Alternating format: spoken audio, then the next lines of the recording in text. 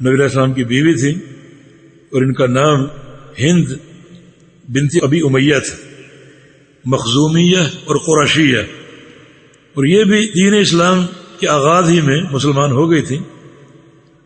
اور انہوں نے حبشہ کی ہجرت بھی فرمائی تھی، اور ان کی ایک شہرت یہ ہے کہ ان کو من اجمل نساء العرب کا لقب حاصل تھا کہ عرب کی عورتوں میں سب سے خوبصورت۔ پہلے یہ ابو سلمہ کے عقد میں تھیں، اور ان کے انتقال کے بعد، اور ان کے انتقال پر بھی ایک عجیب ایک واقعہ پیش آیا، واقعہ نہیں بلکہ نبی علیہ السلام کا فرمان۔ رسول اللہ صلی اللہ علیہ وسلم نے ام سلمہ سے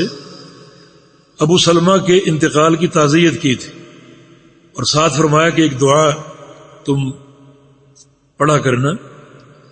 اللہم اجرنی فی مصیبتی واخلفنی خیرا منہا، یا اللہ یہ مصیبت جو میرے شوہر کی وفات کی صورت میں مجھے حاصل ہوئی ہے، مجھے اس کا اجر عطا فرما، جو صبر میں کر رہی ہوں اس صبر کا اجر عطا فرما، اور مجھے اس سے بہتر عطا فرما دے، مجھے اس سے بہتر عطا فرما دے۔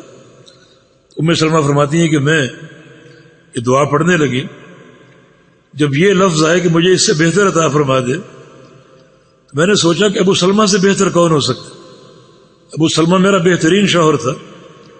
اس سے بہتر کون ہو سکتا؟ لیکن میں نے رسول اللہ صلی اللہ علیہ وسلم کے فرمان پر عمل کرتے ہوئے دعا پڑھ دی اور پڑھتی رہی،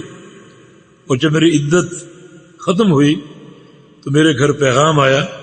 محمد الرسول اللہ صلی اللہ علیہ وسلم۔ تو یہ بھائیوں اتباع سنت کی برکت،